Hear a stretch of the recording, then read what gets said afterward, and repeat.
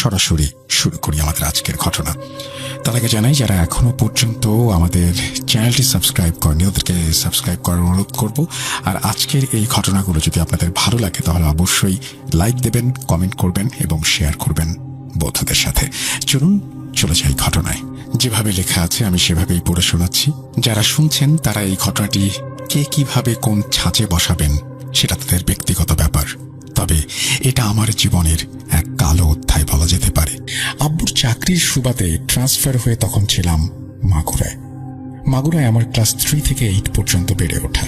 সেখানে একটা প্রাইমারি স্কুলে ক্লাস 4-এ পড়াকালীন সময়ে খেলতে গিয়ে এক বান্ধবীর মাথায় আঘাত লেগে পড়ে যায়। যে বান্ধবীর মাথায় আঘাতটা লাগে আসলে তারও ভীষণ ব্যথা পাবার কথা ছিল, কিন্তু ব্যথার শিকার শুধু আমিই হলাম। একে তো ছোট ছিলাম, তাই স্বাভাবিকভাবেই অনেক কান্না করছিলাম। ক্লাসের অন্যান্য ফ্রেন্ডরা এসে আমার কান্না থামানোর চেষ্টা করছিল। এক পর্যায়ে আমি স্বাভাবিক হলাম এবং এটাই হলো মূল ঘটনার সূত্রপাত। পরদিন থেকে স্কুলে গিয়ে প্রথম পিরিয়ডেই হঠাৎ মাথা ব্যথা শুরু। শরীর ভালো লাগছে না, যার দরুন ছুটি নিয়ে বাসায় চলে আসি এবং বাসায় ফিরে ঘুমিয়ে যাই এবং এই ঘুম ভাঙে বিকেল 4টা-5টার দিকে। কয়েকদিন টানা এই অবস্থা যাবার পর আমার আব্বু আম্মুর মাথায় চিন্তার রেখা দেখা দিল এবং আমাকে জিজ্ঞেস করলো কি সমস্যা হচ্ছে। আমি তাদের বলি যে আমার মাথা ব্যথা করে, মাথার পেছনের দিকে, আর ঘুমালে হুঁশ থাকে না। আব্বু আম্মু চিন্তা করলো আমাকে একজন ভালো নিউরোলজিস্টের কাছে নিয়ে যাবেন, তাই দেরি না করে একজন ভালো নিউরোলজিস্টের কাছে নিয়ে গেলেন এবং উনি সব শুনে আমাকে বেশ কিছু টেস্ট করতে দিলেন।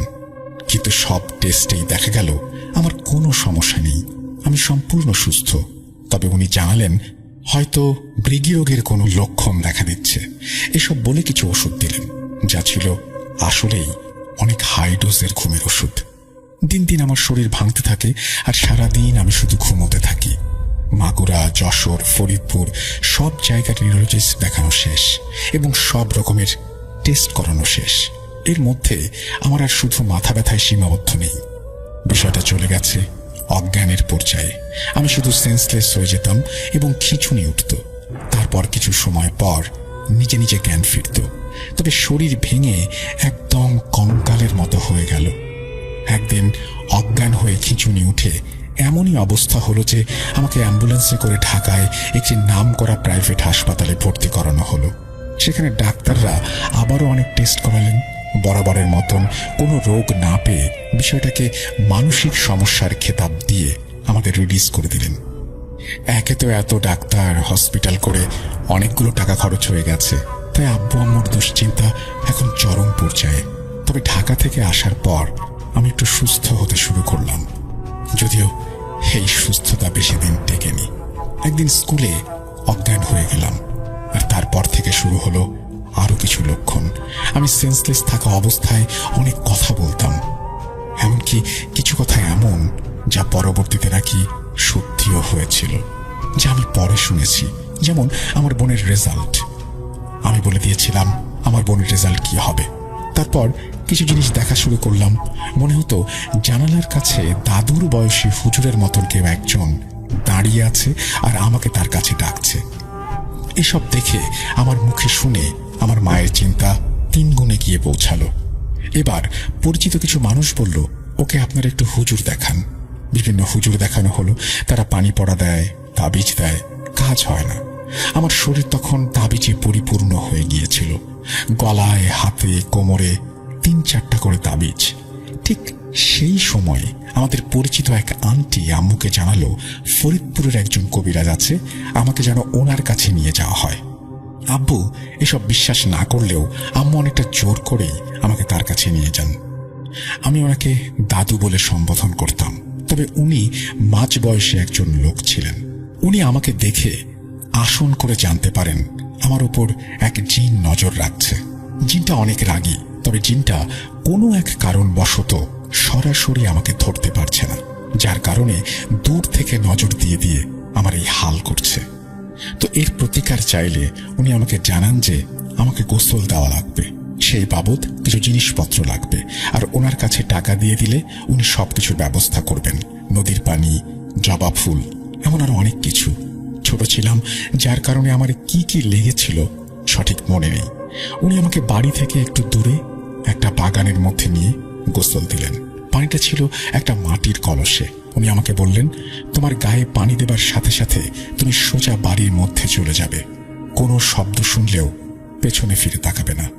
আমি একটা ঠাস করে শব্দ শুনলেও পেছন ফিরে তাকাইনি। তারপর উনি আমাকে একটা তাবিজ দেন এবং বলেন, সাবালিকা হওয়া পর্যন্ত যেন আমি এটা পরিধান করি, আর যদি কখনো খোলা লাগে বা খুলে যায় তবে যেন গরুর দুধ দিয়ে ভিজিয়ে আবার সেটা পরি। এভাবে আমি আমার ইন্টারমিডিয়েট পর্যন্ত তাবিজটা রেখেছিলাম। এরপর আর কখনো আল্লাহর রহমতে কোনো সমস্যা হয়নি। কাহিনীটা আসলে কতটা ভৌতিক আমি জানি না, তবে এই সমস্যাটা আমি আমার পরিবার খুব বাজেভাবে ফেস করেছি। আর একটা বিষয় অ্যাড করতে চাই, এখন এসে যখন ভূত.কমের বিভিন্ন ঘটনা শুনি এবং বিভিন্ন হাদিস ঘাঁটি, তখন থেকে আসলে বুঝতে পেরেছি কালো জাদুর ভয়াবহতা কতটা এবং আল্লাহর শাস্তি। কিন্তু আমি আজ এমন এক অভিজ্ঞতার কথা বলবো যেটা শুনে অনেকেই হয়তো নিজের জীবনের সঙ্গে মিল খুঁজে পাবেন, আর কেউ কেউ হয়তো প্রথমবার এরকম শুনবেন।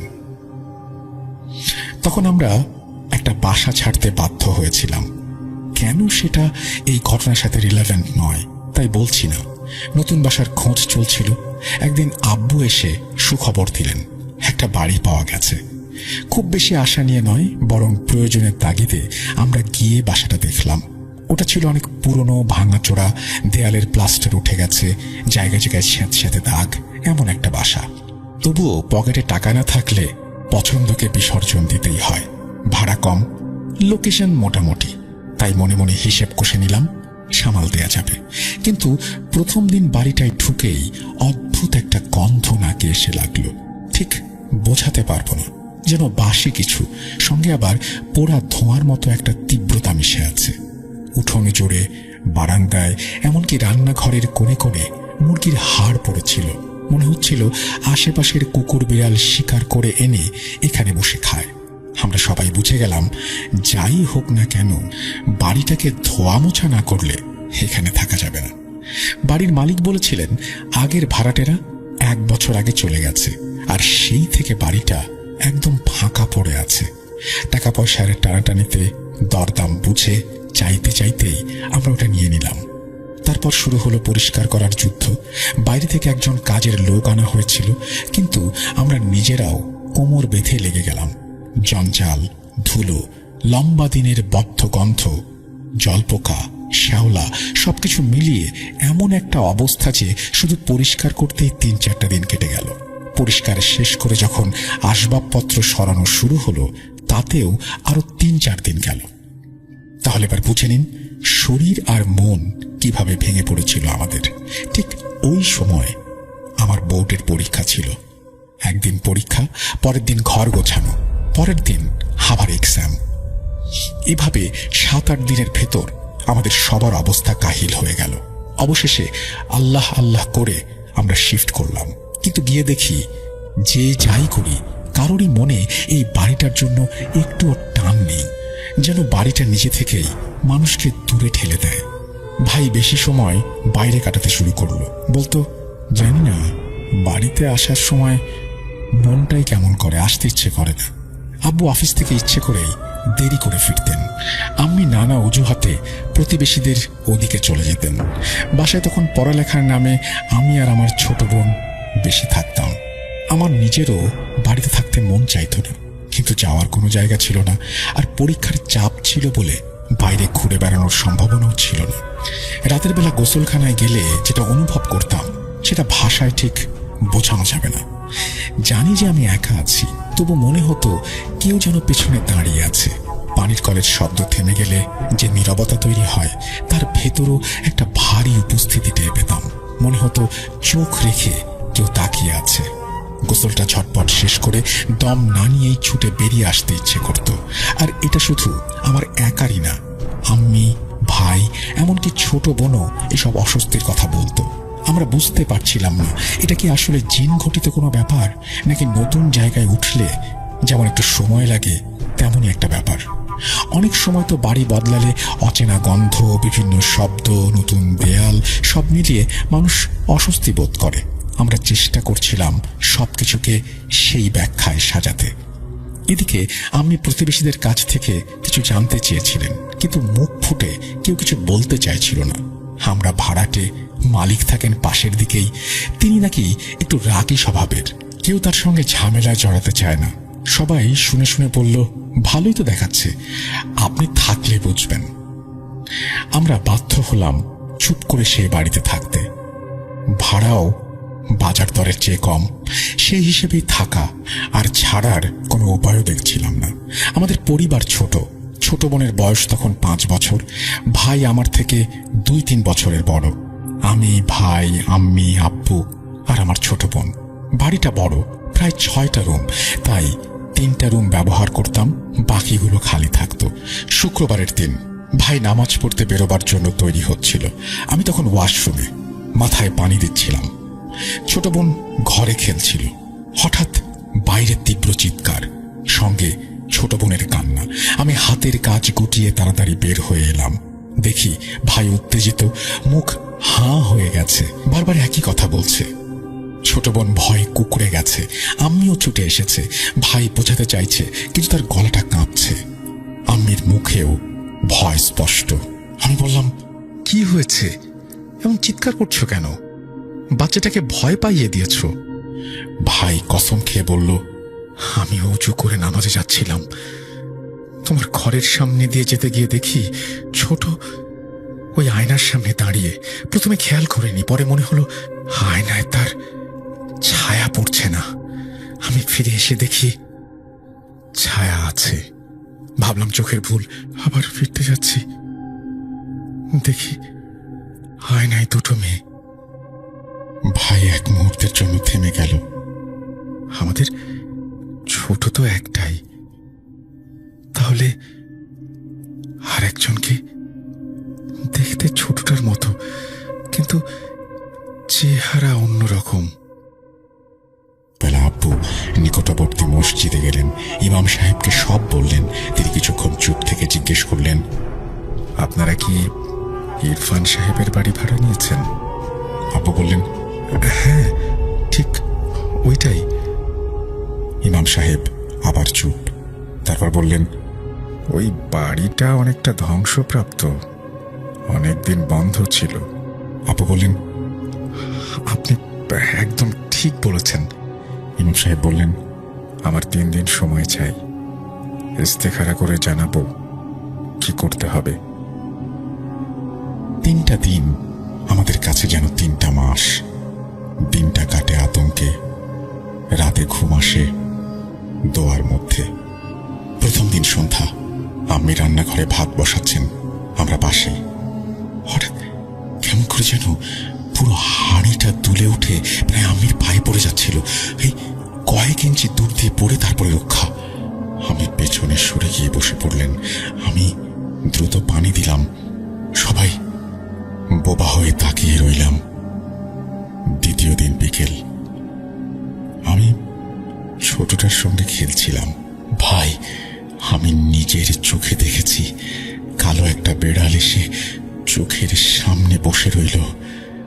তার চোখের দৃষ্টি তীক্ষ্ণ, অচেনা, যেন কথা বলে। আমরা দুজন স্থির হয়ে গেলাম। বেড়ালটা ধীরে ধীরে উঠোনের এক গাছের কাছে গেল। তারপর হঠাৎ এমন ভাবে উধাও হলো, দেখলেও বিশ্বাস হয় না। ছোটটা ভয়ে আমার কোলে উঠে জিজ্ঞেস করলো, আপনি বেড়ালটা কোথায় গেল? আমি তাড়াতাড়ি দরজা বন্ধ করে দিলাম। মনে হলো এই সব কিছুই স্বাভাবিক নয়। ইমাম সাহেবের ইস্তেখারার খবর আসতে তখনও বাকি 2 দিন। দ্বিতীয় দিন রাতেই আর এক বিপত্তি। আব্বু বাথরুমে পড়ে গিয়েছিলেন। পরে আব্বু নিজেই বললেন, মনে হলো কেউ আমাকে ঠেলে দিয়েছিল। আল্লাহর রহমতে বড় কিছু হয়নি। কিন্তু আব্বু ভয় পেয়ে গেলেন। সন্তানদের চিন্তা, স্ত্রীর চিন্তা, নিজেরও চিন্তা। ছোটটা তখনও খুব ছোট, 5-6 বছরের বেশি না। আম্মি সিদ্ধান্ত নিলেন ছোটটা তাঁর কাছেই ঘুমাবে। আমি সেদিন থেকে আম্মির ঘরেই থাকি, কেবল ভাই নিজের ঘরে। কিন্তু বেশি দিন টিকল না। সেই রাতেই ওর সঙ্গেও এমন কিছু ঘটল, শেষ পর্যন্ত আম্মি আব্বুর রুমে এসে সে উঠতে বাধ্য হলো। ভাইয়ের ভাষায় সে টিভি দেখছিল, আর দেখতে দেখতে তার নজর গেল জানালায়। বাইরে একটা ছেলে দাঁড়িয়ে, বয়সে আমাদের ছোট বোনের মতো হবে, 2 হাত জানালায় রেখে ভেতরের দিকে তাকিয়ে। শীতকাল, রাত 1টা, গলির লাইট জ্বলছিল বলে ছেলেটাকে স্পষ্ট দেখা যাচ্ছিল। ভাই কুঁকড়ে গেল, আর তার মনে হলো আমি কি জেগে আছি না স্বপ্ন দেখছি। তারপর হঠাৎ ভয় এমন ভাবে চেপে ধরল যে চিৎকার করে ঘর ছেড়ে বেরিয়ে এলো। আর সেদিন থেকে ভাই তার নিজের ঘরে ঢোকেনি। 3য় দিন ছিল জুম্মাবার। আপু বললেন, ঈশার নামাজ পড়ে ইমাম সাহেবের কাছে যাব, দেখি কি বলেন, শুনব। সেদিন রাতে ঠিক নামাজে আব্বু থাকা অবস্থায় আমাদের উঠোনের ঝুলনা হঠাৎ এমন ভাবে দুলতে শুরু করলো, মনে হলো কেউ অদৃশ্য হাতে টানছে। বিশ্বাস করুন, তখন যদি ক্যামেরাযুক্ত মোবাইল থাকতো আমি ভিডিও করতাম। দোলনা যে উচ্চতায় উঠেছিল, সেই গতিটা যে ছিল কতটা বেশি ভাষায় বোঝানো মুশকিল। আমরা সবাই স্তব্ধ হয়ে তাকিয়ে। আম্মি হিতাহিত জ্ঞান হারানোর আগে দরজা বন্ধ করিয়ে আমাদের একটা ঘরে ঢোকালেন। আমরা সবাই মিলে দোয়া পড়লাম, আয়াত পড়লাম, আব্বুর ফেরার অপেক্ষায় রইলাম। একটু পর দরজায় ঘন্টা বাজল। বাইরে যেতে ভয় হচ্ছিল খুব, কিন্তু যেতে তো হবেই। আমরা সবাই গিয়ে দরজা খুললাম। আল্লাহর রহমতে ততক্ষণে দোল থেমে গেছে। ভাই আব্বুকে নিয়ে ঢুকলো। আব্বু বসেই বললেন, আমি ইমাম সাহেবের সঙ্গে কথা বলেছি, তিনি যা বলেছেন শুনে আমি নিজেও আঁতকে উঠেছি। আব্বু জানালেন, আগের ভাড়াটেদের ওপর কেউ শত্রুতা করে জাদু করেছিল। সেই জাদুর উপকরণ এই বাড়িতে কোথাও রেখে গেছে। এইসব জিনিসের কিছু নাকি এই ঘরেই লুকিয়ে আছে। আগের ভাড়াটেরা তাই হয়তো রাতারাতি পালিয়েছে। আর যেহেতু জাদুর সূত্র এই বাড়ির ভেতরেই, তাই নতুন যে পরিবার এখানে আসবে তার উপর সেই প্রভাব পড়বে। ইমাম সাহেব সাবধান করে বলেছেন, তোমরা যদি দ্রুত বের না হও তবে এর প্রভাব ত্বরান্বিত হবে। এমনও হতে পারে কারো প্রাণনাশের আশঙ্কা আছে। আমরা একে অপরের মুখের দিকে তাকালাম। ভয়, বিস্ময়, ক্লান্তি সব মিলিয়ে বোকার মতো বসে রইলাম। তারপর যেন একসঙ্গে সিদ্ধান্ত হলো, অপেক্ষা নয়, দেরি নয়। সকাল হতেই আমরা খালার বাড়ির দিকে রওনা দিলাম। যে যা পারি গুছিয়ে, বাকিটা পরে আনবো ভেবে ভোরের আলো ফুটতেই বের হয়ে গেলাম। খালার বাড়িতে উঠলাম। মনটা একটু শান্ত হলো। যতদিন না অন্য কোনো বাসা মেলে আমরা এখানেই থাকবো। পরে আরেকটা ভাড়া বাসা পেয়ে আমরা শিফট করলাম। সেই থেকে ওই বাড়ির দিকে আর ফিরেও তাকাইনি। এই পুরো অভিজ্ঞতা থেকে আমরা একটাই শিক্ষা পেতে পারি, জরুরি না যে জাদু শুধু আপনার ওপরই করা হয়েছে। আপনি যে বাড়িতে উঠেছেন, আগের সাথে যাদের শত্রুতা ছিল, যাদের জীবনকে বিপথে নিতে চেয়েছিল কেউ, তাদের লক্ষ্য করে করা জাদুর প্রভাবও ওই জায়গাটিকে আক্রান্ত করতে পারে। এরপর যে পরিবার আসে তারাও তার প্রভাব মুক্ত নয়।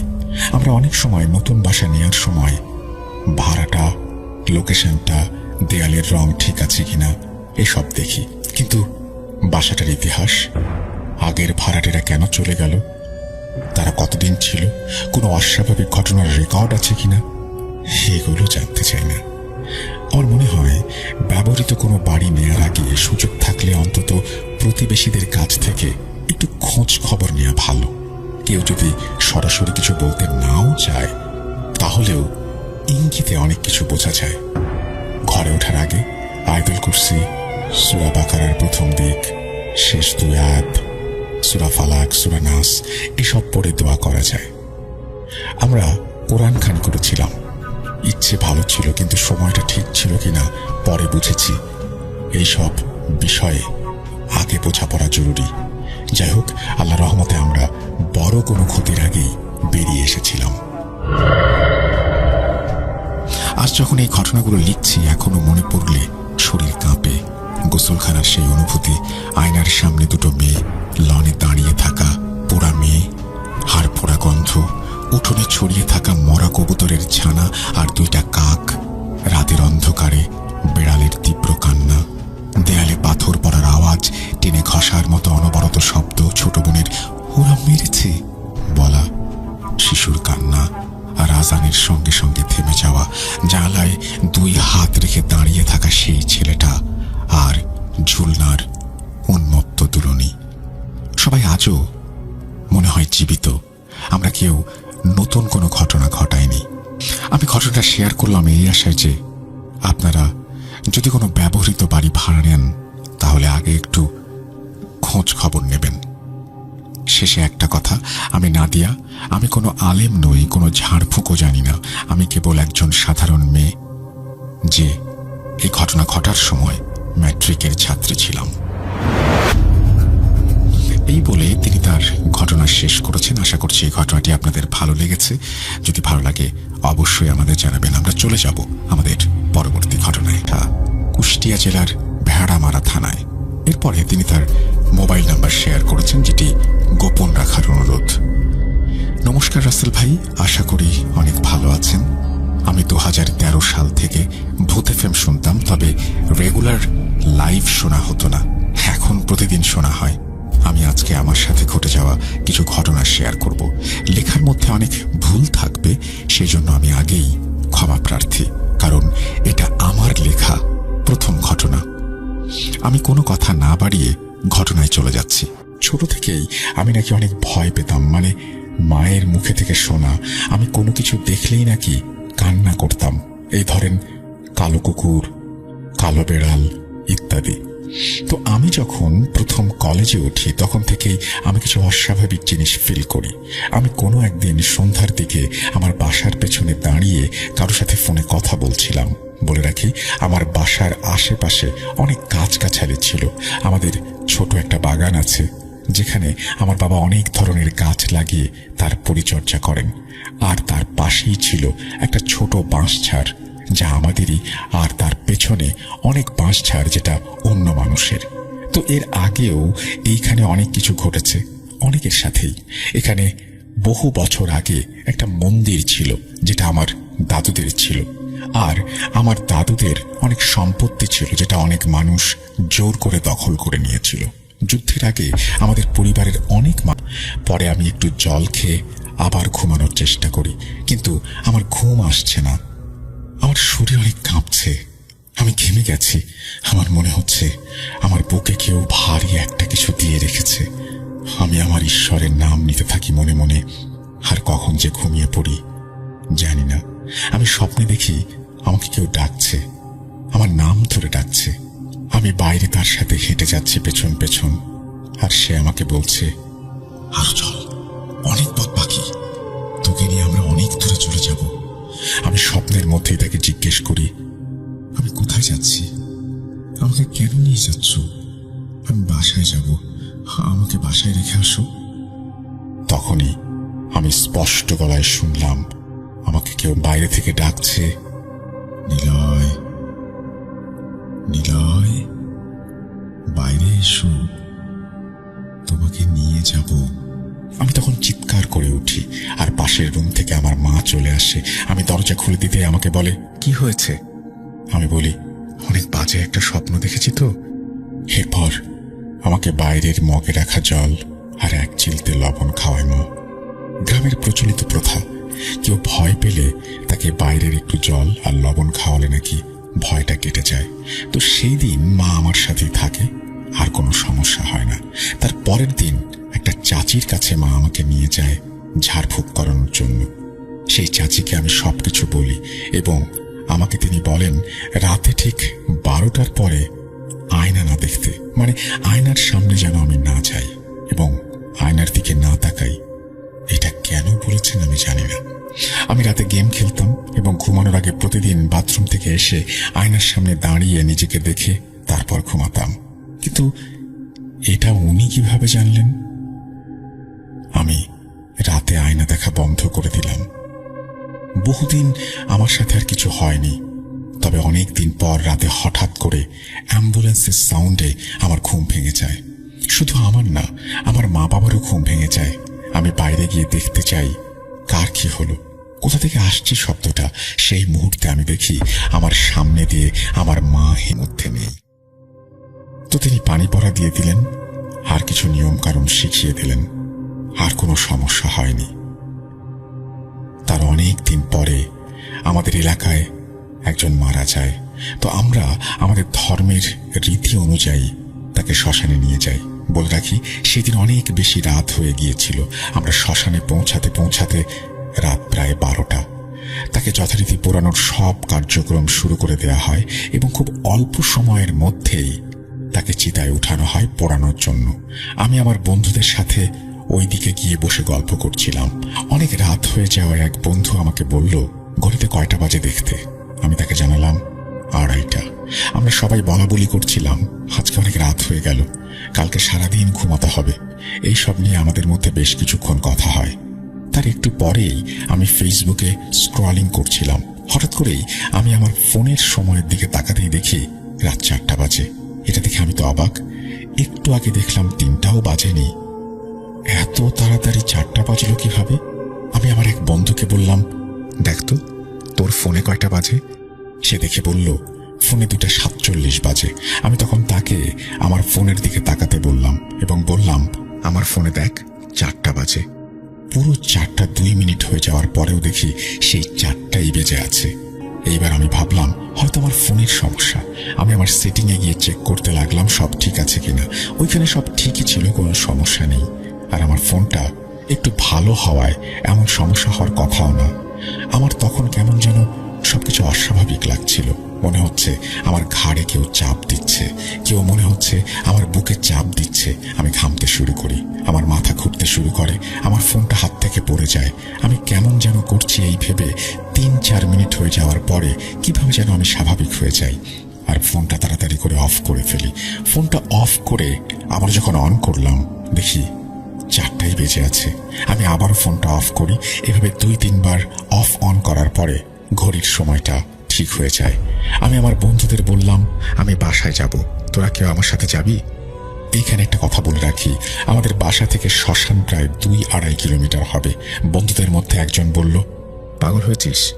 এখন মধ্যরাত, রাস্তায় হেঁটে 2-3 জন যাওয়াটা ঠিক হবে না। শ্মশানের কাজ শেষ হোক, সবাই একসাথে যাব। তখনই এক বন্ধু বলে উঠল, শ্মশানের কাজ প্রায় শেষের দিকে, সবাই প্রস্তুত থাক, বাড়ি যাব। তার কিছুক্ষণ পরেই সবাই সব কাজ শেষ করে বাড়ির উদ্দেশ্যে রওনা দেয়। আমিও তাদের সাথে হাঁটতে থাকি। আমি আমার কাকাদের সাথে আর 4-5 জন একসাথে একটু আগে হাঁটতে থাকি। আমার বন্ধুরা আমাদের থেকে অনেক পেছনে পড়ে যায়। কিছু দূর যাওয়ার পর আমি দেখতে পাই কেউ একজন কাঁধে স্কুল ব্যাগ নিয়ে হেঁটে যাচ্ছে। আমি এটা মনের ভুল ভেবে চোখ মুছে আবার তাকাই, কিন্তু এইবার স্পষ্ট দেখতে পাই কেউ একজন আমাদের থেকে একটু সামনে হেঁটে যাচ্ছে। এটা আমি আগে দেখতে পাওয়ায় আমার সাথে যারা ছিল তাদেরকে বলি, কাকা দেখেন, কি যেন হেঁটে যাচ্ছে, আমাদের সামনে দিয়ে যাচ্ছে, দেখেন। এইবার তারা সবাই লক্ষ্য করে, হ্যাঁ সত্যিই তো কেউ একজন হেঁটে যাচ্ছে। আমরা তো সবার প্রথমে, তাহলে আগে কে হেঁটে যাবে? সবাই ভাবলো হয়তো চোর চুরি করে পালাচ্ছে। আমরা সবাই বললাম তাকে ধরবো, তাই আমরা সবাই হাঁটার গতি বাড়িয়ে দিলাম, কিন্তু আমরা তাকে ধরতে পারছি না। রাস্তার পাশে ল্যাম্প পোস্ট থাকায় দেখলাম সে ল্যাম্প পোস্টের পাশ দিয়ে আস্তে আস্তে যাচ্ছে, যেমন একটা বৃদ্ধ মানুষ লাঠি ভর করে হাঁটে। কিন্তু আমরা যখন তাকে ধরতে যাচ্ছি সে আমাদের থেকে অনেক দূরে সরে যাচ্ছে। এতটা জোরে হেঁটে যাওয়া মানুষের পক্ষে সম্ভব না, দৌড়ে গেলেও অত জোরে যাওয়া সম্ভব না। আমরা সবাই অনেক ভয় পেয়ে যাই এবং আমরা আমাদের ঈশ্বরের নাম জপতে থাকি। সবাই কেমন যেন অন্যরকম করছে, কথা বলতে গেলেই কেমন জানি বেঁধে যাচ্ছে মুখে। আমরা সবাই এবার হাঁটার গতি অনেক বাড়িয়ে দেই, আস্তে আস্তে দৌড় দেওয়ার মতো করে হাঁটতে থাকি। তারপর কিছু দূর যাওয়ার পরে দেখি 3 রাস্তার মোড়, আর ওই মোড়ের ডান সাইডের রাস্তা দিয়ে সেই মানুষরূপী ছায়াটা নেমে যায় এবং অন্ধকারের সাথে মিলিয়ে যায়। এবার আমরা এইটা দেখে সবাই একটা দৌড় দিই এবং এক দৌড়ে আমরা সবাই বাসায় চলে আসি। এবং আমি বাসায় এসে আমার মা বাবাকে সবকিছু খুলে বলি। মা বলে, শোনো, এত রাতে শ্মশানে যাওয়া লাগবে না। এরপর থেকে কেউ মারা গেলে যদি রাতে পোড়ানো হয় হাসপাতালে যাওয়ার দরকার নেই। সৌভাগ্যবশত আমার কিছুই হয়নি, আমি একদম স্বাভাবিক ছিলাম, কিন্তু মনের মধ্যে সেই ভয়টা আজও রয়ে গেছে। তিনি এখানেই তার ঘটনা শেষ করেছেন। আমি আপনাকে বলবো, ফোনের ব্যাপারটা নিয়ে আমি শিওর না, হয়তো আপনি একটু ওই সময়ে আপনি আবার বলেছিলেন যে আপনি একটু অস্বস্তি বোধ করছিলেন, কিছুক্ষণ পরে আবার ঠিক হয়ে গিয়েছিল। ওইটা হয়তো ওই ফোনের প্রবলেমের কারণেই হয়েছিল। আপনি হয়তো কিছুক্ষণের জন্য একটু নার্ভাস হয়ে গিয়েছিলেন, হয়তো একটা প্যানিক অ্যাটাকের মতো কিছু একটা হয়ে থাকতে পারে আপনার সাথে। আর ফোনের এই সমস্ত প্রবলেম তো হয়, মানে আমি ঠিক জানি না, হয়তো কিছু একটা হয়েছিল, ইন্টারনেট হয়তো আনস্টেবল ছিল, সে কারণে হতে পারে কিনা আমি ঠিক জানি না, বাট কোনো একটা কারণে হয়তো কোনো একটা টেকনিক্যাল প্রবলেম হয়েছিল, এবং সেটা ওই পরিবেশ, ওই শ্মশান, সবকিছু মিলিয়ে আপনি হয়তো ভয় পেয়ে গিয়েছিলেন। বাকি সবকিছু যা আপনার সাথে ঘটেছে সেটা নিয়ে ভাববার যথেষ্ট কারণ রয়েছে। আমরা চলে যাচ্ছি আমাদের পরবর্তী ঘটনায়। আমি মোহাম্মদ সিফাত আলম আজ আপনাদের সামনে হাজির হয়েছি দুটি ঘটনা নিয়ে। আজকের ঘটনা দুটি আমি দুজন পৃথক পৃথক মানুষের কাছ থেকেই কালেক্ট করেছি। তো প্রথম যে ঘটনাটি আমি শেয়ার করব, সেই ঘটনাটি আসলে একজন উবার ড্রাইভারের ঘটনা। তো এই যিনি আমার সাথে ঘটনাটি শেয়ার করেছেন উনি আসলে একজন উবার ড্রাইভার, আপনারা বুঝতেই পারছেন।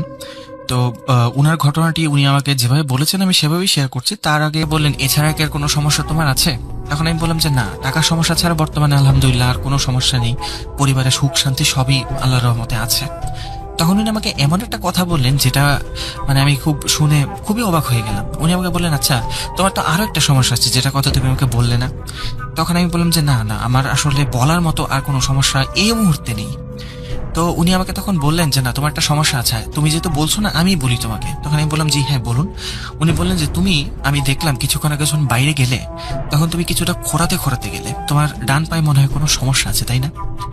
তখন আমি বেশ অবাক হলাম যে এটা উনি লক্ষ্য করেছেন, তাহলে যেহেতু আমি বাইরে গিয়েছেন উনি লক্ষ্য করেছেন, যদিও উনি কথা বলছেন না কিন্তু সবকিছু লক্ষ্য ঠিকই করছেন। তো তারপর ওনাকে বললাম যে হ্যাঁ, এটা আমার ছোটবেলা থেকে সমস্যা, অনেক ডাক্তার চিকিৎসক সবকিছু দেখিয়েছে, অনেক টাকা পয়সাও খরচ হয়েছে এটার জন্য, কিন্তু সব ডাক্তার বলেছে যে এটা চিকিৎসাযোগ্য কোনো সমস্যা না, এটা হচ্ছে জন্মগত সমস্যা, এটা কখনোই ঠিক হবে না। তো এটা সমস্যা খুব বেশি না ছিল না, আসলে আমার হাঁটতে প্রবলেম হতো কিন্তু আস্তে আস্তে আমার অভ্যাস হয়ে গিয়েছিল। তো উনি আমাকে বললেন ঠিক আছে অসুবিধা নেই, আমি আল্লাহর কাছে দোয়া করবো তোমার সমস্যাগুলো যাতে সলভ হয়ে যায়। তো এই কথা বলে উনি আবার চুপ করে গেলেন, আর আমি আমার মতো কিছু কথা বলতে থাকলাম। বলতে বলতে একসময় থেমে গেলাম, কারণ একা একা কতক্ষণ কথা বলা যায়। তারপর আমার যেহেতু ঘুম পাচ্ছিল, আমি একটু গাড়ির সিটের মধ্যে হেলান দিয়ে সিটটা একটু পিছের দিকে মুভ করে আমি একটু হেলান দিলাম সিটের দিকে হেলান দিয়ে আমি হুট করে ঘুমিয়ে যাই। তো ঘুম থেকে উঠে আমি হচ্ছে মানে আমার গাড়ির জানালার মধ্যে একটা টোকা শুনে, তো টোকা শুনে দেখি যে হাইওয়ে পেট্রোলিং এর যে পুলিশগুলো যায় তারা গাড়ি থামিয়ে আমাকে জিজ্ঞেস করছে যে ভাই তুমি গাড়ি এখানে দাঁড় করাইছো কেন, মেইন রোডে দাঁড় করাইছো কেন? তো আমি ওনাদেরকে বলি যে রাতের বেলা তো বৃষ্টি হচ্ছিল, তার আমার গাড়িটা বন্ধ হয়ে গিয়েছিল তাই এখানে দাঁড়িয়ে রয়েছে। তখন বললো যে ঠিক আছে এখন দ্রুত এখান থেকে গাড়ি নিয়ে সরো। তো আমি পিছের দিকে তাকাবো যখন চিন্তা করলাম যে আচ্ছা, আমার যখন মাথায় হুশ ফিরল যে মহিলাটা কোথায়, তখন পিছের দিকে তাকিয়ে দেখি কেউ নেই। আমি এটাকে স্বাভাবিকভাবে নিলাম, চিন্তা করলাম হয়তোবা সকাল হয়ে যাওয়ায় উনি হয়তো অন্য কোনো গাড়িতে চলে গিয়েছে। তো আমি আমার মতো বাসায় চলে আসলাম।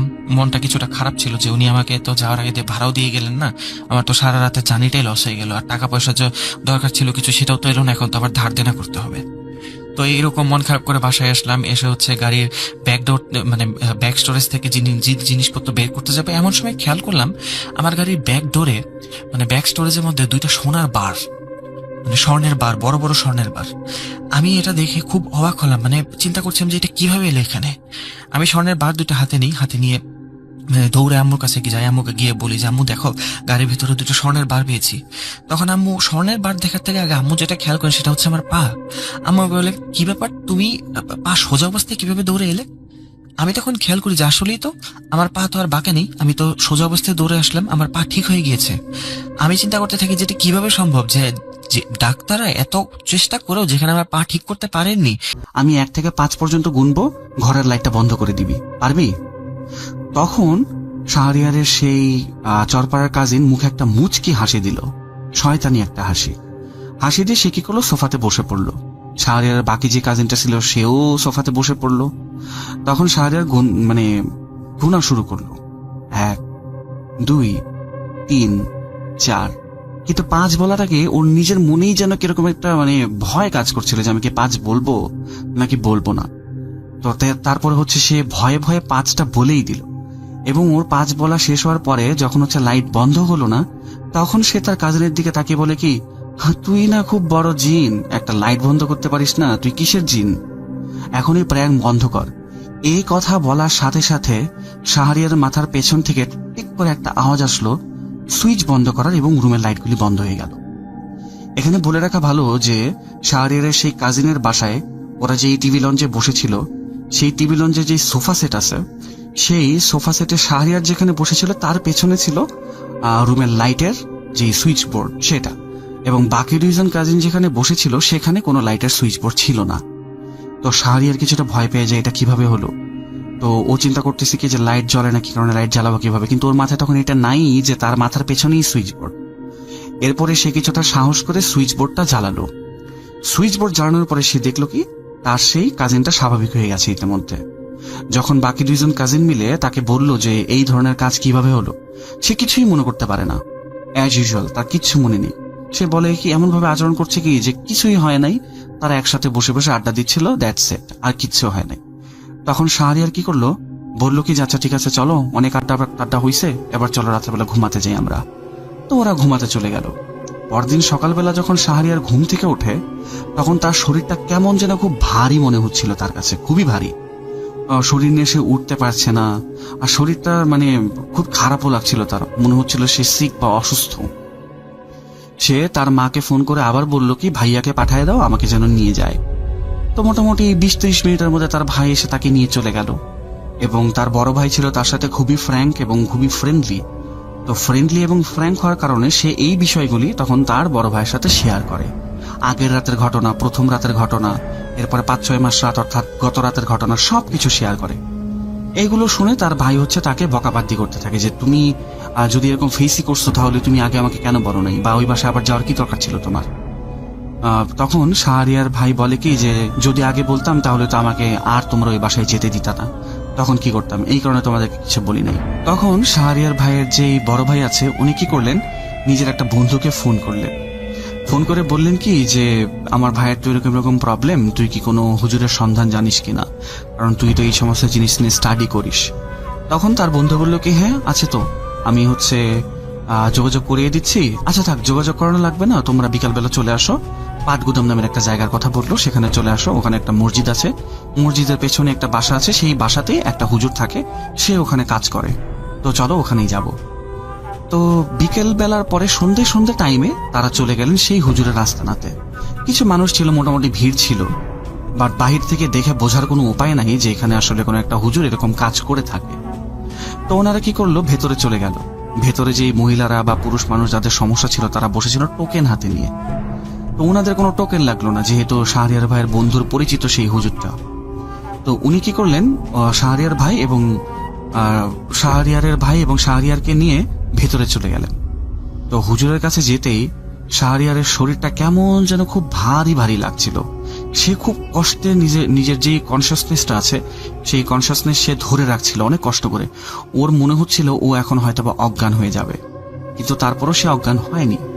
হুজুরের মাঝখানে কি করলো, শাহরিয়ারের মাথায় হাত দিয়ে 10-12 মিনিটের মতো দোয়া কালাম পড়তে লাগলেন, এবং দোয়া কালাম শেষ করার পরে উনি শাহরিয়ারের দিকে তাকিয়ে বললেন কি যে দেখো বাবা, দুনিয়াতে তো অনেক মাখলুক আছে, মানুষও তো একটা মাখলুক, আশরাফুল মাখলুকাত, সৃষ্টির সেরা জীব, এরকম তো আরো মাখলুক আছে। তো তুমি কোনো মাখলুককে সম্মান নাই করতে পারো, কাউকে পছন্দ নাই করতে পারো, কিন্তু কাউকে নিয়ে মজা করার অধিকার তো তোমার নাই। তুমি যে মাখলুকের মজা উড়াইছো সেই মাখলুক এখন ঠিক তোমার পাশেই বসে আছে, এবং সে তোমার উপরে খুবই ক্ষুব্ধ। তোমাকে তার কাছে মাফ চাইতে হবে। তুমি যদি তার কাছে মাফ চাও এবং সে যদি তোমাকে মাফ করে, তাহলেই তুমি এই সমস্যা থেকে মুক্তি পাবা, আদারওয়াইজ তুমি এই প্রবলেম থেকে মুক্তি পাবা না। তখন শাহরিয়ার ভাইকে উনি বললেন যে কিভাবে মাফ চাইতে হবে। এরপরে শাহরিয়ার ভাই নিজের ডান সাইডে তাকিয়ে দেখেন কি ওখানেও আসলে মানে কিছুই নাই, জাস্ট দেখা যাচ্ছে একটা পিলার, আর কিছু না। তারপরে সে কি করলো, ওই দিকে তাকিয়ে মাফ চাইলো যে আমাকে আপনি ক্ষমা করে দেন, আমি যেটাই করছি আমার মনের অজান্তে করছি, আমি জানতাম না, আমার এই বাচ্চাপনাকে আপনি দয়া করে বাচ্চাপনা ভেবে আমাকে ক্ষমা করে দেন। আমি ভুল করছি, আমি আর এই ধরনের ভুল কখনোই করব না, আমাকে প্লিজ মাফ করে দেন। এই কথা বলার সাথে সাথে শাহরিয়ারের সামনে দিয়ে মনে হলো কি একটা গরম বাতাস শাট করে চলে গেল, এমন ভাবে গেল শাহরিয়ারের শরীরটাও হালকা হয়ে গেল। এরপরে হুজুর কি করলেন, শাহরিয়ারকে একটা তাবিজ দিলেন আর বললেন কি যে এই তাবিজটা একটা বোতলের ভেতরে পানি সহ ডুবিয়ে রাখবা এবং এই বোতলের পানি প্রতিদিন 3 বেলা করে খাবা, আশা করি আর কোনো সমস্যা হবে না।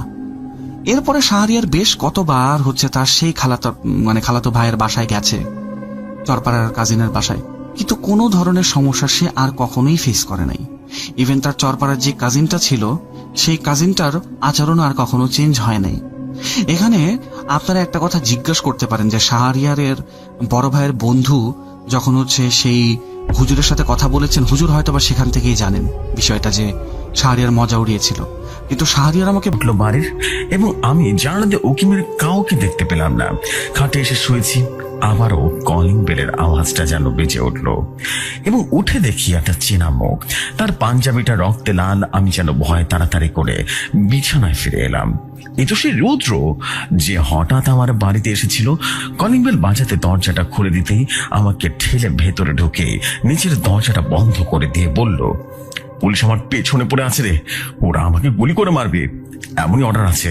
আজ রাতটা তোর এখানে কাটিয়ে সকালবেলা চলে যাব। আমার বাড়িতে আমি ছাড়া আর কেউ ছিল না। বললাম ঠিক আছে থেকে যা। ওকে জিজ্ঞেস করলাম কিছু খাবি? ও তখন বলল, আরে না, আমি একটু ঘুমাবো, কদিন একটু ঘুম হয়নি রে। ও শুয়ে পড়লো। কিছুক্ষণের মধ্যে নাক ডাকার আওয়াজ পেয়ে বুঝলাম বেচারাটা নিশ্চিন্তে ঘুমোচ্ছে। ঘুমোক, আমি বিছানায় শুয়ে পড়লাম। ভোর হতে ওর ডাকে আমার ঘুম ভাঙলো আর ও বলল, চলি রে, এই বেলায় কেটে পড়ি, না হলে সুযোগ পাবো না। ও বেরিয়ে গেল। আমি দরজা বন্ধ করে বিছানায় ফিরে এসলাম, কিন্তু ঘুম আর আসছে না আমার। আজ আমি নিশ্চিন্তে জীবন যাপন করছি। একটা সময় দুজনে রাজনীতি করতাম, আমি ছেড়ে দিয়েছি, কিন্তু ও ছাড়েনি। বলতো আমার জীবন আমি বেছে নিয়েছি, আমার জীবন না থাকে থাক, আদর্শকে বিসর্জন দিতে পারবো না। বাড়িতে কেউ নেই, নিজে চা বানিয়ে খেলাম, সোফায় বসে টিভিতে নিউজ দেখছি। একটা ঘোষণা কানে এলো, সঙ্গে ছবিটাও দেখতে পেলাম। সন্ত্রাসবাদী নেতা রুদ্র রায় পুলিশের গুলিতে নিহত। আমার আর 4 হাত পা যেন কাঁপাকাঁপি শুরু হয়ে গেল। একটু হলে যেন আমার কাপটা পড়ে যেত। নিজেকে কোন রকম সামনে নিলাম যে লোকটা ভোরবেলা আমাকে আমার বাড়ি থেকে বের হলো আর পুলিশের গুলিতে আজ মারা গেল, কিন্তু কিভাবে, কে ধরিয়ে দিল? এমন সময় কলিং বেলের আওয়াজটা শুনে হুঁশ ফিরল। একজন পুলিশ অফিসার বলল, ধন্যবাদ স্যার, আপনি ফোন না করলে জানতে পারতাম না শয়তানটা শহরে খাপটি মেরে আছে। ভাবছিলাম কে করলো পুলিশের কাছে ফোন। মনে পড়ে গেল রাতে ছেলের ফোন এসেছিল, বলল, বাবা বাবা আজ আমরা ফিরতে পারছি না, কাল সকালে ফিরবো। আমি তখন বললাম, চিন্তা করিস না, আমার এক বন্ধু এসেছে রাত থাকতে। ছেলে জিজ্ঞেস করলো, কে এসেছে? আমি বললাম, ভাবি যেন কলিং বেলটা বাজছে, তো বাজছে, আমি তো দেখতে পাচ্ছি, কিন্তু আমার বন্ধু রুদ্র তো মারা গেছে। আর যদি মারা গিয়ে থাকে তাহলে কলিং বেলটা কি দিচ্ছে, কি বাজিয়ে তুলছে, আমি এখনো বুঝতে পারছি না। ঘটনা 2, কিছুদিন আগে আমার এক বন্ধু মারা গেল। বয়স যে খুব বেশি হয়েছিল তা কিন্তু নয়, একসাথে পড়াশোনা, আড্ডা দেওয়া সবকিছুই ছিল। এমনকি ও স্কুলে না গেলে আমিও যেতাম না, আমিও না গেলে ও আসতো না। আমরা ফোন করে জেনে নিতাম কি করব, যাব নাকি যাব না। বন্ধুত্বটা এতটাই গাঢ় ছিল যে আমাদের দেখে কেউ বলতো যে স্বামী স্ত্রী, কেউ বলতো জোরের পায়রা। কয়েকজন অনেক রকমের মন্তব্য ছড়ে দিত, আমরা গায়ে মাখতাম না। পড়াশোনার পাঠ চুকিয়ে যেতে যে যার মতো চাকরি বাকরি জুটিয়ে নিলাম। তখন রোজ তো আর দেখা হতো না, কিন্তু সুযোগ পেলে হাত ছাড়া করতাম না। দূরত্বটা তখন থেকে শুরু হলো যখন আমার সংসার জীবনে বন্দী হয়ে গেলাম। তখন আফসোস করতাম, বিয়ে না করলে বোধহয় ভালো করতাম, কিন্তু পরিবারে থাকতে গেলে তো কিছু নিয়ম মানতে হয়। দূরত্বটা চোখের আড়াল হলেও মনের আড়াল কিন্তু ছিল না। যেদিন খবর পেলাম বন্ধু অসুস্থ হয়ে হাসপাতালে ভর্তি হয়েছে, সেদিন ছুটে গেলাম। গিয়ে দেখি তখন মৃত্যুর সাথে পাঞ্জা লড়ছে। ওর নামটা বলা হয়নি, ওর নাম হচ্ছে স্বাধীন। খুব বলিষ্ঠ চেহারা, কিন্তু হার্টের একটা অসুখ ছিল। ও বলতো, কবে আছি কবে নেই বলা তো যায় না, বন্ধুত্বটা টিকে থাকবে তো? জীবনে মরণে আমরা একসাথে থাকবো। 2 দিন জীবনের সাথে লড়াই করে হেরে গেল। মনটা খুব ভারাক্রান্ত। এখন অনেক রাত ওকে দাহ করে ফিরছি। মনে হচ্ছে কেউ যেন আমার সঙ্গে হাঁটছে। পায়ের আওয়াজ পাচ্ছি। পেছন ফিরে দেখলাম কেউ নেই। ভাবলাম ধুর, মনের ভুল। এই ভেবে একটু আগাতে থাকলাম। আবারও পায়ের আওয়াজ। এবার আর পেছন ফিরে দেখলাম না, কিন্তু কেমন যেন ভয় ভয় করছিল। মাথায় স্বাধীনের বুকটা যেন বারবার ভাসছে। আর পেছনে পায়ের শব্দ। একটু অন্যমনস্ক ছিলাম, রাস্তাটা পার হব এমন সময় একটা লরি আমাকে ধাক্কা মেরে চলে যায়। আর কি একটা যেন ঠেলে আমাকে নিয়ে যায়। আমার চোখে তীব্র হেডলাইট আর ড্রাইভারের গালাগালি। বলে উঠলো, শালা মার নাই ক্যা? দোস্ত আমারে না দেখে রাস্তা পার হচ্ছিলাম, কিন্তু আমি হেডলাইট চোখে পড়তেই চোখ বন্ধ করে ফেলেছি। আমার তো সরে যাওয়ার মতো অবস্থা ছিল না। কি আমাকে ধাক্কা মেরে যেন সরিয়ে দিল। অদ্ভুত ব্যাপার। একটা চাপা ভয় নিয়ে বাড়ি ফিরছিলাম। চাবি খুলে দরজা খুলে দেখি অবিকল স্বাধীন বসে আছে। মনে হচ্ছে ইজি চেয়ারে তোল খাচ্ছে। ও বসে আছে, কিন্তু ওর পুরো শরীরটা যেন স্বচ্ছ আবরণে ঢাকা। অদ্ভুত ওকে লাগছে, কেমন যেন লাগছে ওকে। এবং অদ্ভুত ভাবে একটা চাপা ভয় যেন আমার লাগছিল। অদ্ভুত রকমের ভয় লাগছিল। আমার গলা যেন শুকিয়ে এলো। স্বাধীন ফ্রিজ খুলে 1 গ্লাস ঠান্ডা জল এগিয়ে দিয়ে বলল, কিরে চিনতে পারছিস না? আমি স্বাধীন। আমি বললাম, কি করে সম্ভব? আমি তো শ্মশান থেকে ফিরছি। স্বাধীন তখন বলল, তবে বলতে হবে না, আমি মরে গেছি তো। আমাকে দাও করে এসছে, সেটাই তো? ঠিকই, ডাক্তাররা অনেক চেষ্টা করে আমাকে বাঁচাতে পারেনি, কিন্তু আমাদের বন্ধুত্ব সেটা তো আর মরে যায়নি। আমি কাঁপা কাঁপা কণ্ঠে বললাম, তাহলে তুই কি আমাকে? স্বাধীন আমাকে থামিয়ে দিয়ে বলল, বন্ধু হয়ে তোর কিভাবে ক্ষতি করবো ভাবলি বলতো? হ্যাঁ, তোর সংসার আছে, তুই না থাকলে তাদের কি হবে? আর ওরকম ভাবে কেউ রাস্তা পার হয়? হ্যাঁ, আমি না থাকলে কি হতো বলতো? তুই পায়ের আওয়াজ পেয়ে পেছনে তাকাচ্ছিলি, আমি দেখাতে দিই, কেননা তুই ভয় পাবি এই জন্য। আমি তখন বললাম, তাহলে এখন আমি তোকে ভয় পেতে পারি? ও তখন বলল, না না না, ভয়টা ভেঙে দিয়ে আমি সব সময় তোর পাশে থাকবো।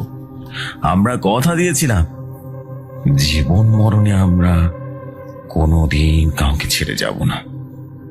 বেঁচে থাকতে যা পারিনি, এখন মৃত্যুর পরও তা করব। আমার এখন অনেক ক্ষমতা হয়েছে বন্ধু, অনেক ক্ষমতা। আমি তখন বললাম, তুই তো ভূত বিশ্বাস করতিস না, বলতিস ভূত রুগী কি জানি বলতে। স্বাধীন তখন বলল, বলতাম ভূত প্রেত জিনের অনেক ক্ষমতা আছে। আমি বললাম, দেখো দেখি, আমার ভয়টা বেশ কেটে গেছে। আবার বললাম, দেখা। হঠাৎ তোল পার করে ঘরের মধ্যে যেন ঝড় চলে এলো। থমথম আওয়াজে শাঁসি, চেয়ার, টেবিলে, আলমারি উঠতে শুরু করলো। আর দরজা জানালা যেন নিচ থেকে খুলে যাচ্ছে, আবার বন্ধ হচ্ছে। অদ্ভুত এক শব্দ হচ্ছে দেখে আমার রীতিমতো ভয় চোখ বন্ধ করে ফেললাম। স্বাধীন বলল, চোখ খুলে দেখ। আমি চোখ খুলে দেখি সব আগের মতো। স্বাধীন দাঁড়িয়ে আছে সামনে, রক্ত মাংসের নয়, একটা স্বচ্ছ কাঁচের মূর্তির মতো। বলল, আমার যাবার অনেক জায়গা আছে, কিন্তু তোকে ছেড়ে যেতে পারবো না রে। আমি তোর সঙ্গেই থাকবো। ভয়টা আমার এতক্ষণে কেটে গেছে। বললাম, হ্যাঁ রে, তুই আমার সাথে থেকে যা, কোথাও যেতে হবে না তোকে। রোজ যতক্ষণ বাড়ি থাকি, স্বাধীন আমার সাথে থাকে, গল্প করে, খেতে বললে খায় না, ঘুমোতে বললে বলে। আমি তো ঘুমের দেশে আছি, এখানে কোনো কষ্ট নেই, খিদে নেই, শুধু প্রিয়জনদের কষ্ট হয়। এখানে আমার সঙ্গীরা মন খারাপ করে বলে, ও যে দেখো না, আমার জন্য কাঁদছে, আমার ছেলে, আমার বউ কাঁদছে, কত বোঝায়, কেঁদো না, আমি তোমাদের সঙ্গে আছি তো। কিন্তু ওরা আমাদের দেখতে পায় না রে, আমাদের কথা শুনতে পায় না। ওরা আসলে আমাকে ভয় পায়। কেন পায়? আমরা কি ক্ষতিকর? আমরা তো কারো ক্ষতি করবো না। স্বাধীন ওদের কথা ভাবতে ভাবতে কেমন যেন অন্যমনস্ক হয়ে যায়। বললাম, কিরে, কি হলো স্বাধীন? স্বাধীন বলল, কিছু না রে, এত তাড়াতাড়ি পৃথিবীটা ছেড়ে চলে আসতে হবে, তাই কষ্ট হচ্ছিল আর কি। আমাদের জন্য ওদের যত না কষ্ট হয় তার থেকে ভয় পায় বেশি। সত্যি তো, যে মারা গেছে সে যদি হঠাৎ সামনে চলে আসে, যতই ভালোবাসার হোক না কেন, ও যা ডেকে ঝাড়ফুঁক করেছে তাড়াবেই, ভালোবাসার মানুষকেও তাড়িয়ে দেবে। স্বাধীনের কথা শুনে আমি ঠিক করেছি, না, আমি ওরকম কিছুই করব না। আসলে তারাই ভয় পায় যারা জীবিত অবস্থায় লোকটার সঙ্গে খারাপ ব্যবহার করেছে। ভালো ব্যবহার করলে ভয় কিসের? নিজের আপনজন জীবনে যতটা মৃত্যুর পরেও ঠিক ততটাই নিজের। আর আমি আর স্বাধীন দুজনে নিশ্চিন্তে থাকি। স্বাধীনকে আমার কাজ ছাড়া করবো না। স্বাধীনও নতুন বন্ধু খুঁজতে কোথাও যাবে না। আমরা জীবন থেকে যাব, হোক না মৃত। মৃত্যুর পরও তো ফিরে এসেছে আমার বন্ধুর রূপে। এই ছিল ঘটনা। ভালো লাগলে পড়ে শোনাবেন জসু ভাই। এই ঘটনাটির নাম মৃত্যুর পরেও ফিরে আসার ঘটনা। এবার যাই তৃতীয় ঘটনায়।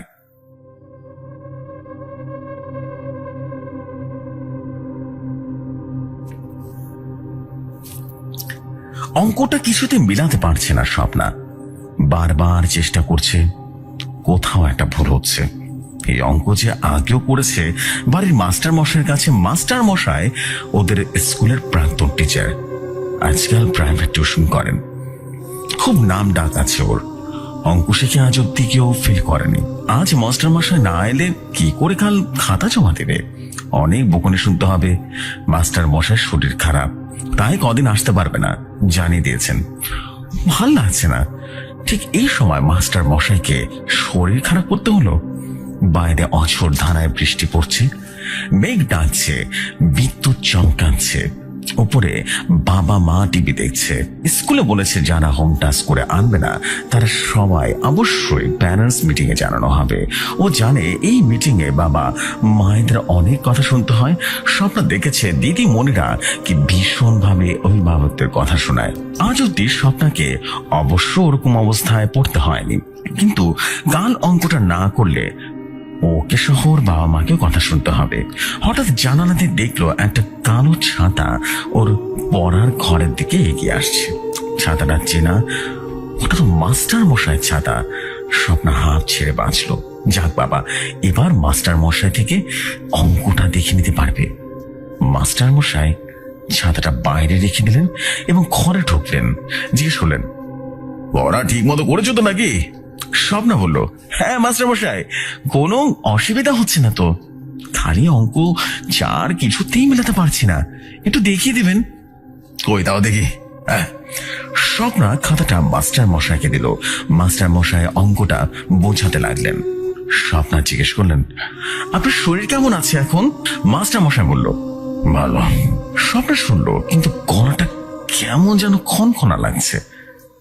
স্বপ্না বলল, আপনার শরীর তো এখনো খারাপ মনে হচ্ছে। মাস্টার মশাই বলল, শরীর থাকলে তো। স্বপ্না মাস্টার মশাইয়ের কথাটা খুব সহজ ভাবে নিল। শরীর থাকলে তো অসুখ বিসুখ হবে, নতুন কিছু নয়। মাস্টার মশাই অঙ্ক করছেন, কিন্তু ওনার হাতটা দেখা যাচ্ছে না। স্বপ্না চোখ রগাতে রগাতে ভাবলো তার ঘুম পেয়েছে, তাই স্পষ্ট দেখতে পাচ্ছে না। হাত ছাড়া কেউ কি কলম ধরতে পারে? অঙ্কটা হয়ে যেতে স্বপ্না বলল, যাই মাকে গিয়ে বলি আপনার জন্য আদা দিয়ে চা করে আনতে। একটু বসুন। মাস্টার মশাই বললেন, না আজকাল আমি আর কিছু খাই না, অনেক দূর থেকে এসেছি তো, ভাবলাম তোর কোনো অসুবিধা হচ্ছে নাকি তাই চলে এলাম আর কি।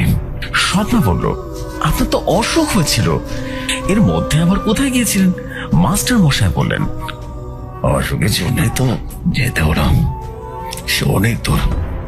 বাইরে ঝুম বৃষ্টি হচ্ছে, বৃষ্টিটা যেন বেড়েই চলেছে, মেঘের গর্জন যেন আরো বেড়ে চলেছে। রীতিমতো বিদ্যুতের ঝলকানি শুরু হয়ে গেল। মাঝে মাঝে আকাশ ছিঁড়ে ছিঁড়ে আলো বেরিয়ে আসছে। মাস্টার মশাই বললেন, আমার আর আশা হবে না, বাবাকে বলে অন্য একটা মাছটা ঠিক করে নিস রে।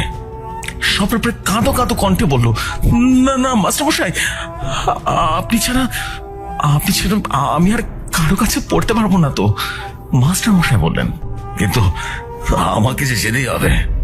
করাত করাত শব্দে মাস্টার মশাই কি যেন বললেন, সবটা স্বপ্নার কানে গেল না। স্বপ্ন বলল, ঠিক আছে, আমি বাবা আমাকে ডেকে আনি, ওরা আপনাকে ছাড়বে না, জোর করে ডেকে রাখবে। বসুন, আমি ডেকে আনছি। স্বপ্না ছুটে ওপরে গিয়ে বাবা মাকে সব বলল। শুনে ওনারা তো হতভম্ব হয়ে গেলেন, এই শরীরে এসেছেন। স্বপ্নার বাবা ওর মাকে বলল, এই চলো তো দেখি, মাস্টার মশাই পড়াবেন না মানে কি বলছেন? মজা নাকি এরা? ওরা তিনজনেই পড়ার ঘরে এসে দেখলো মাস্টার মশাই চলে গেছে। তিনজনেই পড়ার ঘরে বসে ভাবতে লাগলো, কি ব্যাপার, উনি দেখা না করে চলেই বা গেলেন কেন? এমন সময় বাইরে কারা যেন মৃতদেহ নিয়ে হরিবল হরিবল হরিবল হরিবল এভাবে করে বলছিল। স্বপ্নার বাবা বলল, এই দেখে আসি তো, কে মারা গেল এখন? আশেপাশে কেউ হবে হয়তো বা।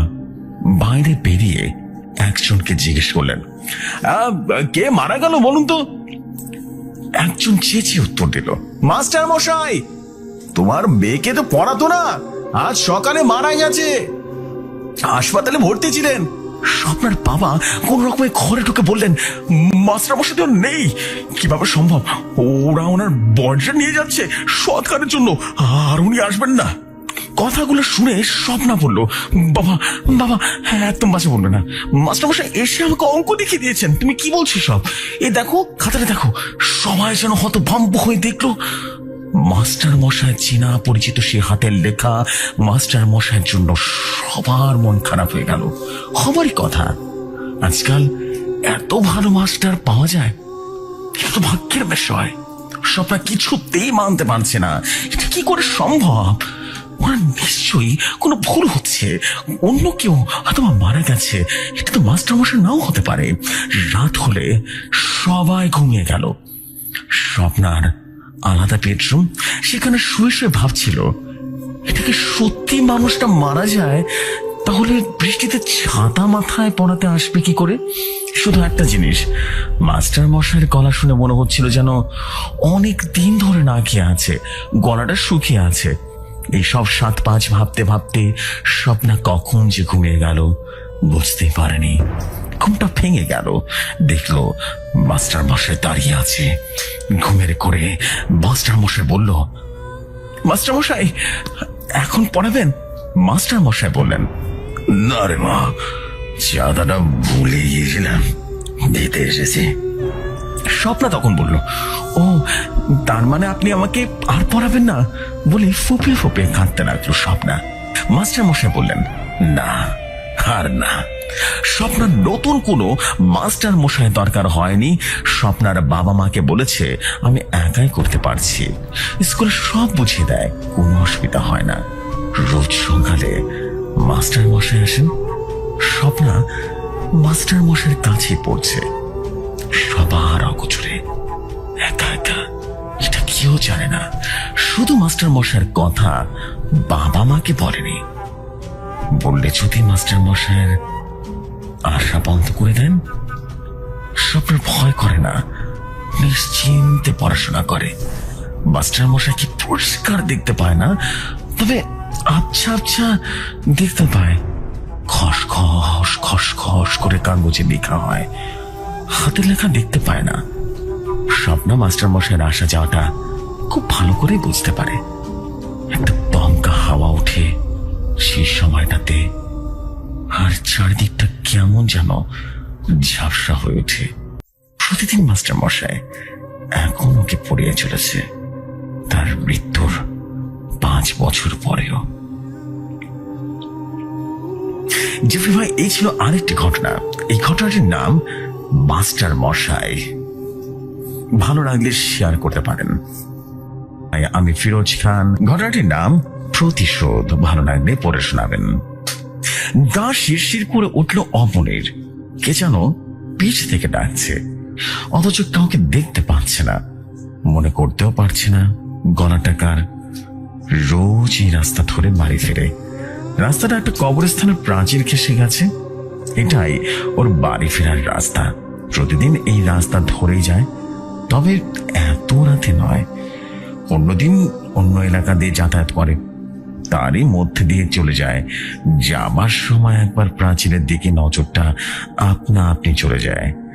আজ অনেক রাত হয়ে গেছে, কারখানায় একটা আর্জেন্ট অর্ডার ছিল, সেটা সেরে ফেলেছে সে।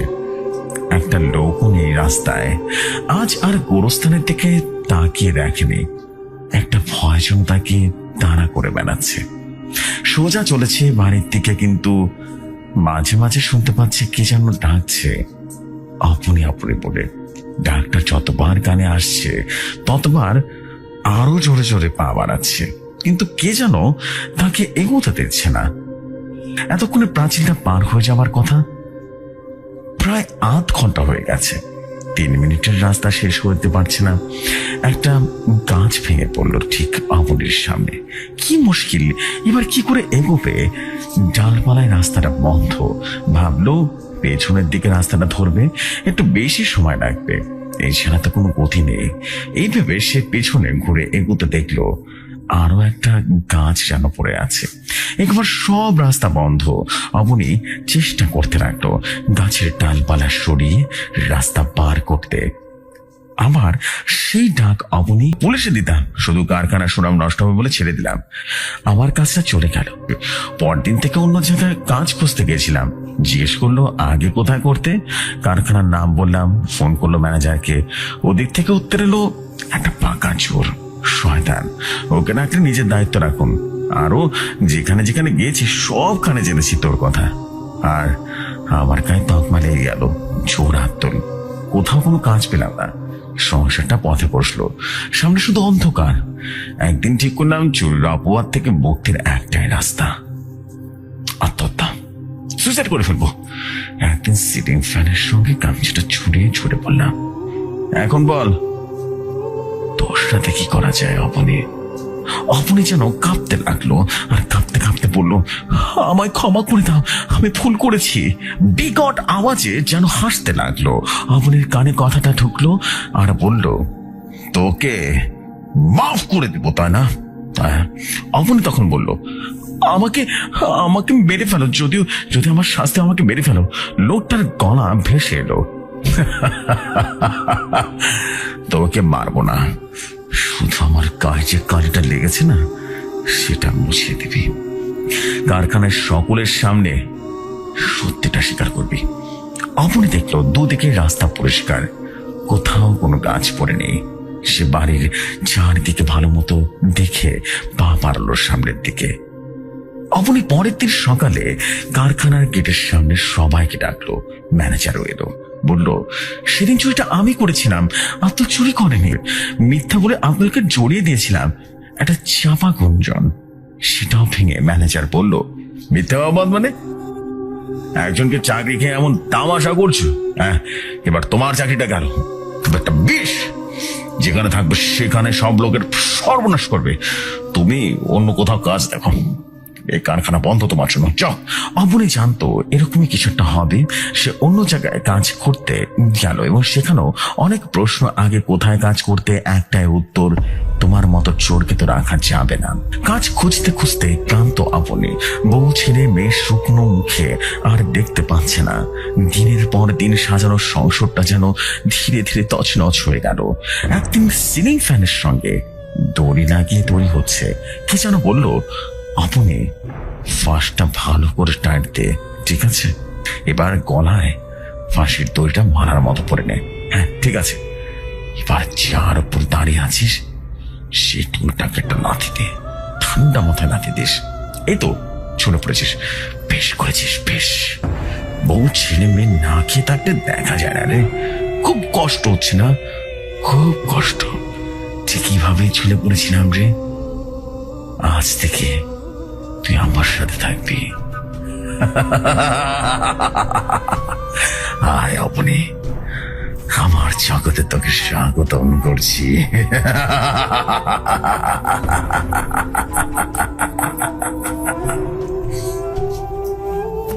জেফর ভাই, এই ছিল ঘটনা।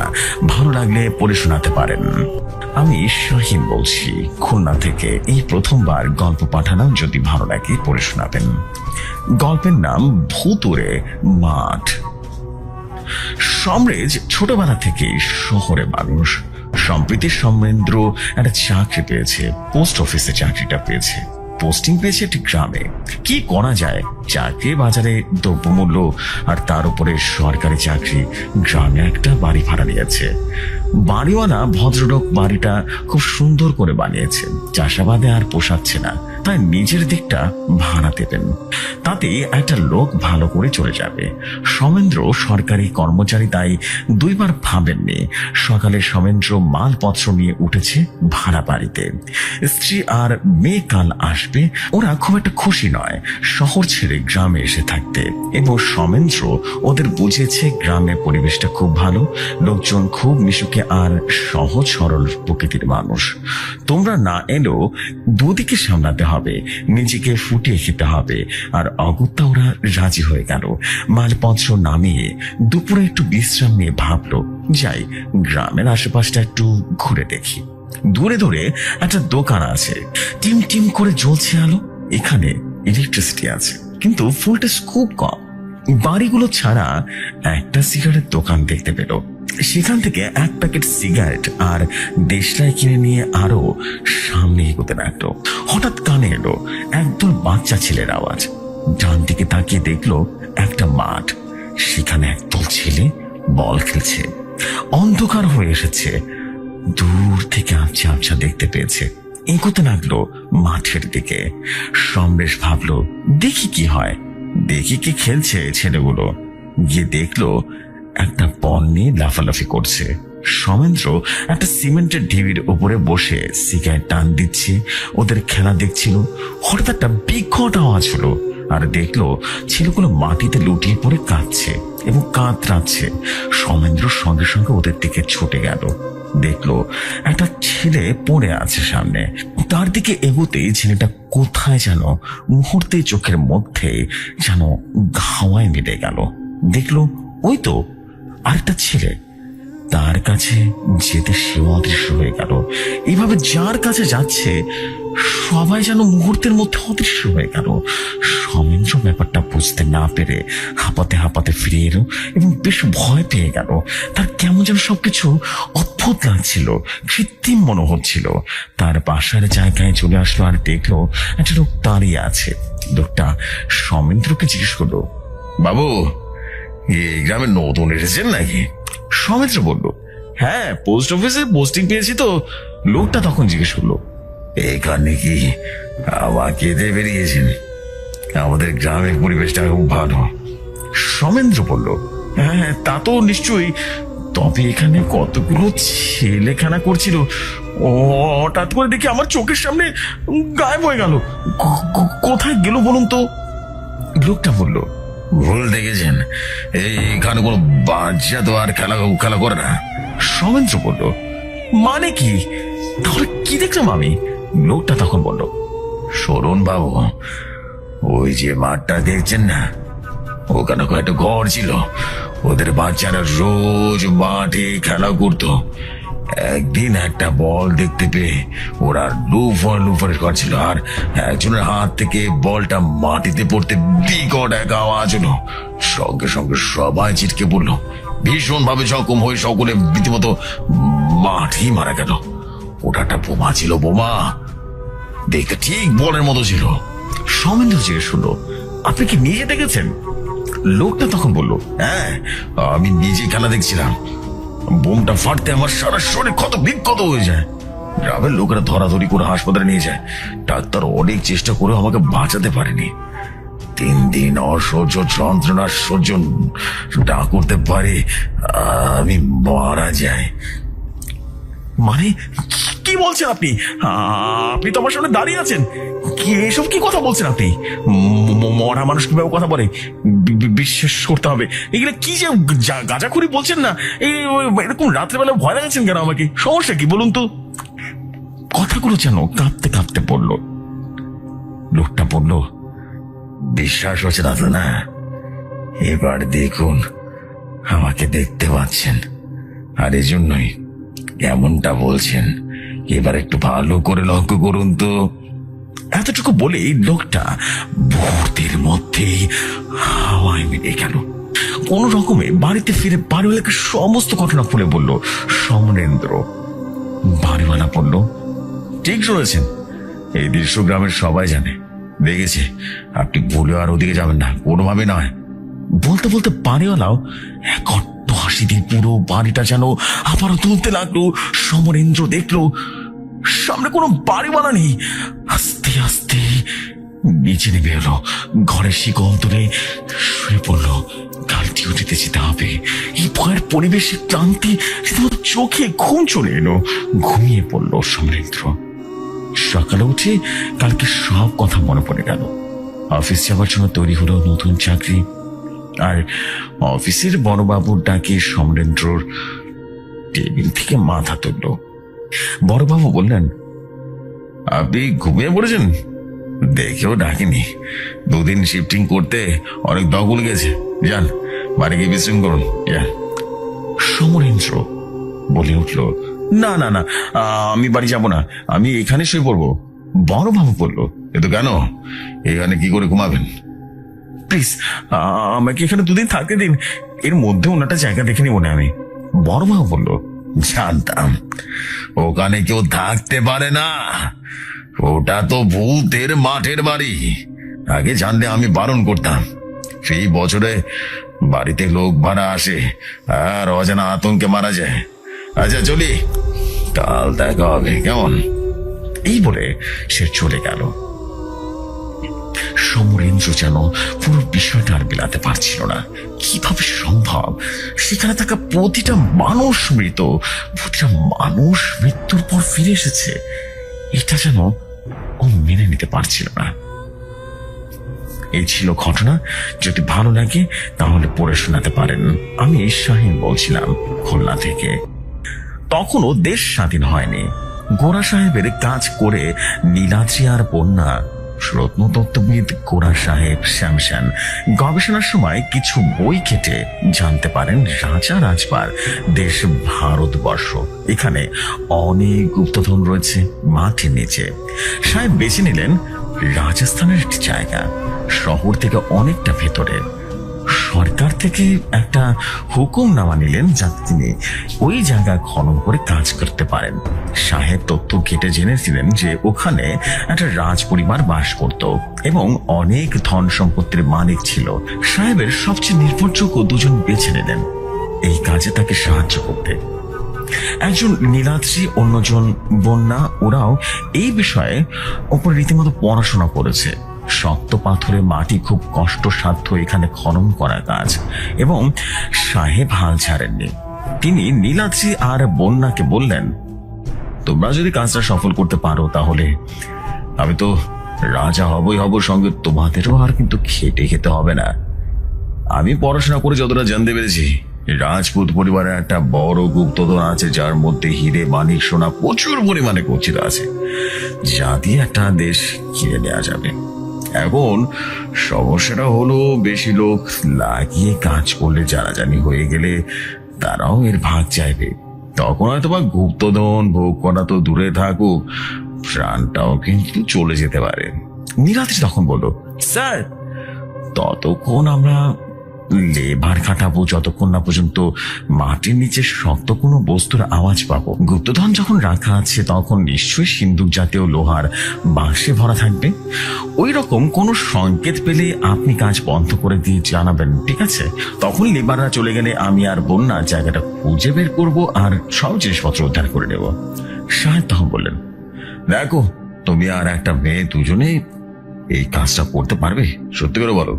নীলাদ্রি বলল, আমরা আগেও এরকম শক্ত পাথরের ওপরে খোদাই কাজ করেছি, আমাদের অভিজ্ঞতা আছে অনেক। সাহেব রাজি হয়ে গেলেন, বললেন, কিন্তু যত তাড়াতাড়ি সম্ভব কাজটা শেষ করতে হবে। নীলাদ্রি আর বন্যা কাজে লেগে গেল। ঘামে শরীর যেন ভিজে যায়, হাতে কড়া পড়ে যায়, তবুও সেদিকে খেয়াল নেই। একমাত্র লক্ষ্য মাটির নিচের রহস্য। ঠিক 5 দিন পর খোঁড়াখুড়ির সময় একটা টং করে আওয়াজ হলো।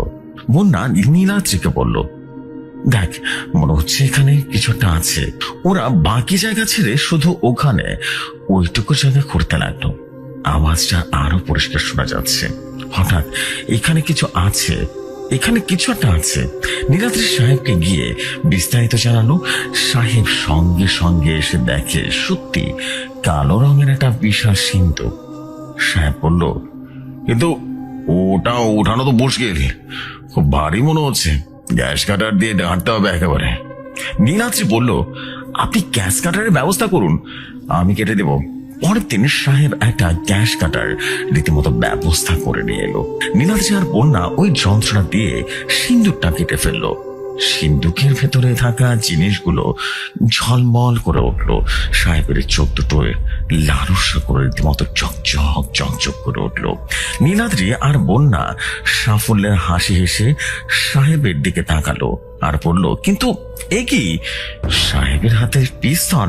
সাহেব তখন বলল, এর একটা দানাও তোমরা পাবে না, এর সবটাই আমার একার।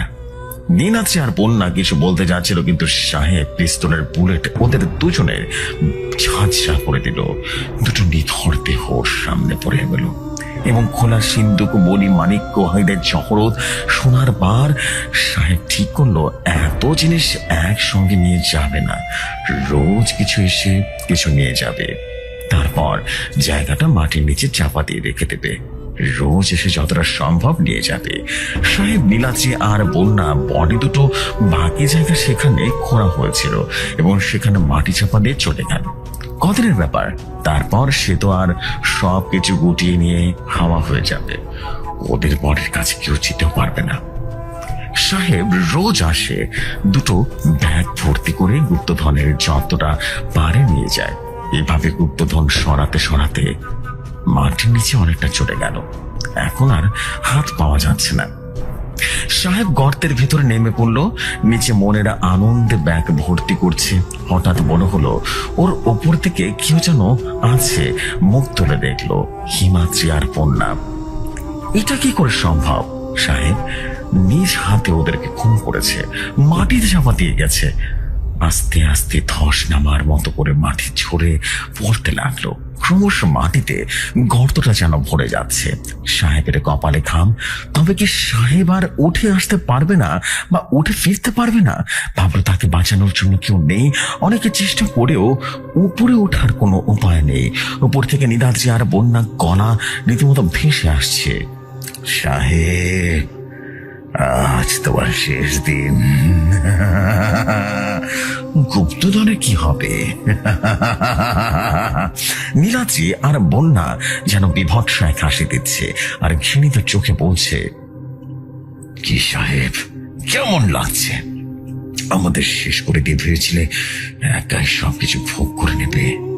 এই গুপ্তধনের দিনের পর দিন আমরা একে উদ্ধার করেছি, আর তুমি একা ভোগ করবে আর আমাদের খুন করে দিলে? সাহেব তখন বলল, আমি লোভে পড়ে অন্যায় করে ফেলেছি, এখন আমাকে এখান থেকে উদ্ধার করো, আমাকে বাঁচাও।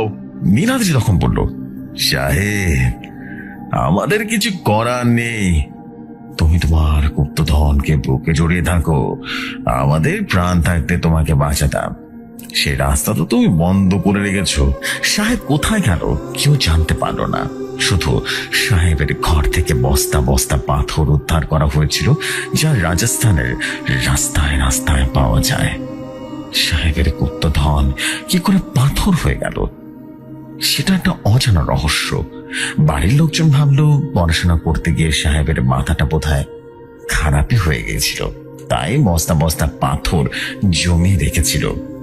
সাহেবের পোষা কুকুরটা পায়ের গন্ধটা শুকতে শুকতে একদিন সেখানে স্যামসন মাটির চাপা পড়েছিল যেখানে, সেখানে এসে আকাশের দিকে মুখ করে কাঁদতে লাগলো। তখন লোকের সন্দেহ হওয়াতে পুলিশকে খবর দিল।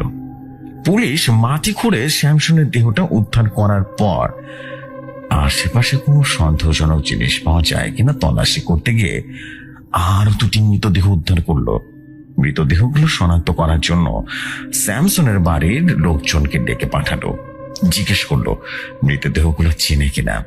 তারা জানালো স্যামসন তাদের বাড়ির আর অন্য দুজন নীলাদ্রি আর বন্যা স্যামসনের কর্মচারী। মৃতদেহগুলো ময়নাতদন্তের জন্য পাঠানো হলো। অনেক চেষ্টা করেও এই তিনজনের হত্যাকারীকে জানতে পারলো না। আস্তে আস্তে ফাইলটা বন্ধ হয়ে গেল, আর মানুষের মন থেকেও জিজ্ঞাসাটা শেষ হয়ে গেল। জ্বর কিছুতেই ছাড়ছে না ভূতনাথের মেয়ের। কত ডাক্তার কবিরাজ দেখানো হলো, মরি মুরগির মতো ওষুধ খাওয়ানো হলো, সব চলে গেল। জ্বর ছাড়লো না তো ছাড়লোই না। দিন দিন মা মরা মেয়েটা যেন শুকিয়ে যাচ্ছে, হাত পা গুলো সরু হয়ে যাচ্ছে, চোখ দুটো যেন ঠেলে বেরিয়ে আসছে। ভূতনাথ হাল ছাড়েননি। ডাক্তার কবিরাজ করে যখন কিছুই হলো না, তখন গ্রামের এক মুরব্বীর কথায় ওঝার খোঁজ করলো। ওদের পাশের গ্রামের থাকে শিব ওঝা। আজকাল নাকি খুব নামটা। ভূত ছাড়ানো, ঝাড়ফুঁক করা দিব্যি এবং রোগী ভালো করে দিচ্ছে। শিব ওঝা আগে সাইকেল সারানো কাজ করত, জড়তো না ঠিকঠাক মতো। এখন কাঁচা বাড়ি পাকা হয়েছে, বাড়িতে ইলেকট্রিক, এখন জলের লাইন সব হয়েছে। পয়সাকার এমনি হয়েছে, খদ্দের দিয়েছে। রোগী ভালো না হলে তার এসবে ভিড় হবেই বা কেন? ভূতনাথ শিবুর বাড়িতে এসে দেখলো অনেকে অপেক্ষা করছে তার জন্য। ভূতনাথও তাদের সঙ্গে অপেক্ষা করতে লাগলো। একটা সময় ওঝা বাবাজি এলো। মাথায় জট পাকানো, কপালের রক্ত চন্দন, পরনে লাল কাপড়, গলায় রুদ্রাক্ষের মালা, হাতে একটা বিশাল চিমটি জাতীয় কিছু একটা। যারা এসেছিল তাদের কথা শুনছে আর গাঁজায় একটা একটা করে টান মারছে। সবার শেষে পালা এলো সে ভূতনাথের। কি সমস্যা? ভারী গলায় জিজ্ঞেস করলো শিব ওঝা। উত্তরে ভূতনাথ জানালো তার বিয়ের কথা। দিন দিন শুকিয়ে যাচ্ছে, অনেক টাকা খরচ করেছি কিন্তু কোনো লাভ হচ্ছে না। শিব ওঝা গাঁজায় টান মেরে বলল, বাম পুরুষ সবাই তাই করে, শেষে শিব ওঝার কাছে আসতে হয়। ভূতনাথ বলল, দয়া করুন, কি করতে হবে বলুন না। শিবু তখন বলল, কাঁচা টাকা আমি দেবই না, এক বস্তা চাল, ডাল, মশলাপাতি আর কিছু যা তোর ভালো মনে হয় পাঠিয়ে দিস, কেমন? আমি কাল দুপুরে যাব। ভূতনাথ সেদিনই ফরমাইশ মতো শিব ওঝার বাড়িতে পাঠিয়ে দিল। ভূতনাথ বলল, বাবাজি খুশি তো এবার? শিব বলল, আরে খুব খুশি, আর একদিন তেল পাঠিয়ে দিস তোর যখন মন চাইছে। হ্যাঁ, একটা মোড়ো বাঁটা আর পাশের লাঠি রাখবি। ভয় ভয়ে ভূতনাথ জিজ্ঞেস করলো, ও শব্দে কি হবে? শিবু বলল, ভূত তাড়াতে এগুলো লাগে। ভূতনাথ বলল, আমার মেয়ের তো লাগবে। শিবু তখন বলে উঠল, তোর মেয়ের লাগবে না, ভূতের লাগবে। ছেড়ে দে বলে পালাবে, বুঝলে? দুপুর করাতে শিবু ওঝা ভূতনাথের বাড়িতে এলো। ওঝা আসছে শুনে বাড়ির সামনে সবাই ভিড় করা শুরু করলো। শিবু একটা গন্ডি কেটে বলল, গন্ডির ভেতরে কেউ আসবে না। ভূতনাথ বেটা আজ বাস দে আমার হাতে তুলে, ধনু জ্বালা আর তোর মেয়েকে নিয়ে আয়। ভূতনাথ মেয়েকে নিয়ে ওঝার কাছে আসলো। বেচারি মেয়েটা বুঝতেই পারছে না কিছু। কি এই লোকটা? বাড়ির সামনে এত ভিড় কেন? শিবু ওঝা প্রথমে মেয়েটার এই ভূত তাড়ানো আমার পক্ষে সম্ভব না, এটা হতে অন্য কেউ হতে পারে, আমি পারবো না। ঠিক আছে। এরপর ভূতনাথ কলকাতায় মেয়েকে ডাক্তার দেখিয়ে সারিয়ে তুলল। কিন্তু এখনো মেয়ে কারোর সাথে কথা বলে, আবার কারোর সাথে হাসে। বাবা জিজ্ঞেস করলে বলে, আবার যেন ওঝা ডাকতে চেও না। যে ভূতটা আমাকে বাঁচিয়েছে আমি তার সঙ্গে কথা বলি। ভূতটা খুব ভালো, ক্ষতি করে না, শুধু দুষ্ট লোকদের শাস্তি দেয়।